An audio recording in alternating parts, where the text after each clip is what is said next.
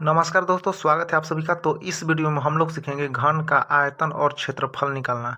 तो मैं आपको यहाँ पर बता देना चाहता हूँ कि क्षेत्रफल में दो तरीके के क्षेत्रफल होते हैं। एक होता है कुल पृष्ठीय क्षेत्रफल और एक होता है पार्श्व पृष्ठीय क्षेत्रफल। तो इस वीडियो में हम लोग दोनों क्षेत्रफल को निकालना सीखेंगे। तो सबसे पहले मैं आपको बताऊंगा कि घन क्या होता है, उसका परिभाषा और जितने भी सूत्र होते हैं उन सभी को सबसे पहले हम लोग स्टडी करेंगे, ठीक है। तभी हम इस सवाल को अच्छे तरीके से बना सकते हैं। तो देखिए यहाँ पर घन, तो सबसे पहले तो हम इसका परिभाषा देखेंगे। तो देखिए यहाँ पर मैंने परिभाषा को लिखा है।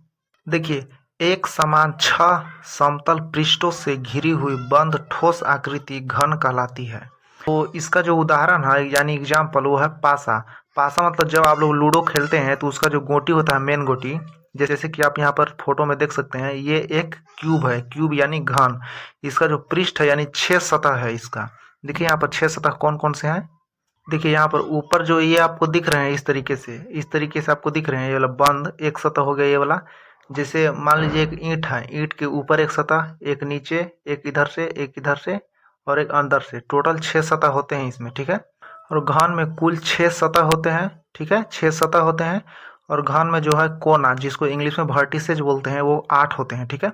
कोना जैसे देख सकते हैं यहाँ पर 1 2 3 4 5 6 7 8, 8 कोने, 6 सतह और 12 किनारा होते हैं, ठीक है। यह सवाल में पूछा जा सकता है कि 1 2 3, देखिए 4 5 6 7 8 9, देखिए इसको किनारा बोलते हैं, 9 10 11 12, 12 इसमें किनारा होते हैं। आप लोग लूडो गोटी में उसमें गिन सकते हैं, ठीक है। बहुत ही इंपॉर्टेंट है, एग्जाम में पूछा जा सकता है 1 नंबर में, ऑब्जेक्टिव में। तो चलिए अब इसके सूत्र देखते हैं कौन कौन सा यहाँ पर इसका फॉर्मूला होते हैं। देखिए घन का जो आयतन का सूत्र होता है वो होता है एक क्यूब। अब एक क्या है मैं आपको बताऊंगा। देखिए ए जो है यहाँ पर, ए इसकी घन की भुजा की लंबाई है। मैं आपको बता दूं कि ये जो घन है वो वर्ग से बना हुआ है। जैसे वर्ग हम जानते हैं कि वर्ग के चारों भुजा की लंबाई बराबर होती है। देखिए एक वर्ग है, अगर ये 5 सेंटीमीटर है तो ये भी 5 सेंटीमीटर होगा, ठीक है। और ये भी 5, ये भी 5, तो मान लेते हैं ये वाला ए है तो ये भी ए होगा, ये भी ए और ये भी ए होगा। तो घन में जितने भी भुजा होती हैं उन सभी का जो लंबाई है वो बराबर होता है। तो ए जो है घन की भुजा की लंबाई हो जाएगा। और इसका जब हम लोग आयतन निकालेंगे तो 1 का घात क्यूब यानी 3 ऊपर लिख देंगे हम, तो यही। और घन का कुल पृष्ठीय क्षेत्रफल जो होता है 6a² होता है, मतलब 1 का घात 2, ठीक है। और इसका पार्श्व पृष्ठीय क्षेत्रफल होता है 4a²। और आप लोग यहाँ से इसका विकर्ण भी निकाल सकते हैं जो कि होता है √3a, ठीक है। और √3 के बीच में यहाँ पर कोई चिन्ह नहीं है तो यहाँ पर गुणा होता है, ठीक है। ये गुणा में है, √3 गुणा a। तो a मैंने आपको बता दिया घन की भुजा की लंबाई होता है। और ए को देखिए घन के कोर की लंबाई भी कह सकते हैं। मतलब आपको सवाल में कभी कभी कोर भी लिखा हुआ दिया जा सकता है, तो कोर को ही भुजा कहते हैं, ठीक है। भुजा को ही कोर कहा जाता है, इसलिए आप लोग कंफ्यूज ना हो, कोई दिक्कत नहीं है। तो परिभाषा हम लोग देख लिए, अब सभी सूत्र भी हम लोग देख चुके हैं। तो चलिए अब हम लोग सवाल को बनाएंगे। देखिए यहाँ पर क्या दिया गया है, घन का आयतन और क्षेत्रफल निकालना है। तो सबसे पहले यहाँ पर हम आयतन निकालेंगे। तो हमारा जो घन है देखिए इस तरीके से है, और घन का मान लीजिए यहाँ पर कोर की लंबाई यानी भुजा की लंबाई दिया गया है 8 सेंटीमीटर, ठीक है। तो 8 सेंटीमीटर दिया गया है, तो इसका लंबाई चौड़ाई ऊंचाई सब बराबर ही होता है, कोई दिक्कत नहीं है, ठीक है। तीनों बराबर होगा, ये भी 8, ये भी 8, ये भी 8। तो मान लेते हैं इसकी कोर की लंबाई, भुजा की लंबाई 8 सेंटीमीटर है, तो इसका आयतन निकालिए और क्षेत्रफल निकालिए, ठीक है। तो चलिए सबसे पहले यहाँ पर हम आयतन निकालेंगे। तो सबसे पहले हम यहाँ पर लिखेंगे कि दिया क्या गया है। तो यहाँ पर क्या दिया गया है, देखिए ए बराबर 8 सेंटीमीटर। तो अब हम यहाँ पर निकालेंगे घन का आयतन। तो हम लिखेंगे यहाँ पर घन आयतन बराबर ए क्यूब यानी 1 का घात 3, ठीक है। तो देखिए यहाँ पर हम मान को रखेंगे। तो एक क्यूब को हम लोग लिख सकते हैं, देखिए ए गुणा ए गुणा ए, ठीक है। इसी तरीके से हम लोग लिख सकते हैं इसको टुकड़ा टुकड़ा में तोड़ के।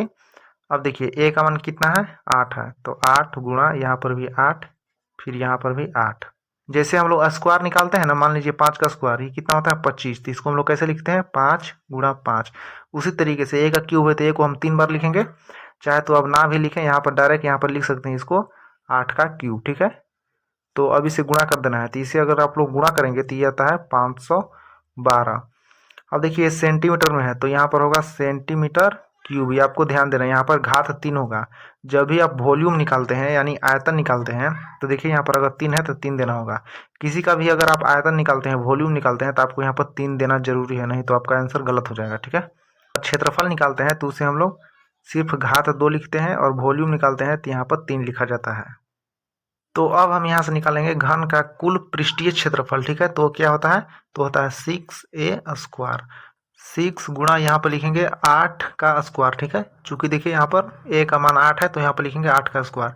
तो इसको हम लोग हल करेंगे, देखिए 6 गुणा यहाँ पर लिखेंगे 8 गुणा 8। आप चाहे तो यहाँ पर डायरेक्ट 8 का स्क्वायर 64 भी लिख सकते हैं, कोई दिक्कत नहीं है। तो अब हम इसे गुणा कर देंगे। ठीक है, तो जब हम इसे गुणा करेंगे तो ये आ जाएगा 384। चूंकि ये क्षेत्रफल है तो इसका होगा सेंटीमीटर स्क्वायर। ठीक है, अगर यहाँ पर मीटर रहता तो हम यहाँ पर मीटर स्क्वायर लिखते हैं। ठीक है, तो चलिए अब हम इसका देखते हैं घन का पार्श्व पृष्ठीय क्षेत्रफल कितना होगा। तो सबसे पहले तो इसका हम सूत्र लिखेंगे, वो होता है 4a²। तो यहाँ पर लिखेंगे 4 गुणा a का मान है 8, एक और 8 लिखेंगे और इसे हम लोग गुणा कर देंगे। तो यहाँ पर आ जाएगा 256 सेंटीमीटर स्क्वायर। तो हमारा क्षेत्रफल और आयतन यहाँ पर निकल चुका है। आप चाहे तो यहाँ पर निकाल सकते हैं इसका विकर्ण। तो चलिए हम यहाँ पर विकर्ण भी निकाल लेते हैं। तो विकर्ण का हम यहाँ पर सूत्र लगाएंगे जो कि होता है √3a। ठीक है, आप लोग यहाँ पर लिख लीजिएगा घन का विकर्ण। तो यहाँ पर हम लिखेंगे √3, मैंने आपको बताया यहाँ पर गुणा होता है। तो a कितना था, 8 था, तो इसे हम लोग गुणा कर देंगे तो आ जाएगा 8√3। और ये होगा सेंटीमीटर में, क्योंकि हम यहाँ पर ना ही वॉल्यूम निकाल रहे हैं और ना ही क्षेत्रफल। ठीक है, तो यही हो जाएगा इसका डायगोनल। तो उम्मीद करते हैं आपको अच्छे से समझ में आ गया होगा। तो वीडियो को अपने दोस्तों के साथ जरूर शेयर कीजिए ताकि उन्हें भी अच्छे से समझ में आ जाए।